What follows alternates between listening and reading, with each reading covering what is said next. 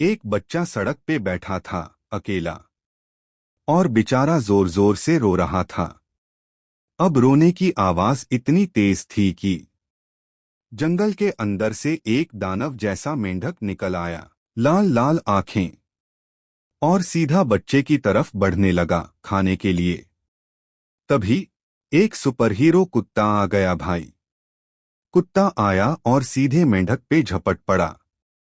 दोनों के बीच ऐसी लड़ाई हुई ना। आखिर में मेंढक डर के मारे भाग गया और बच्चा बच गया। अब वो बच्चा और कुत्ता पक्के दोस्त बन गए भाई।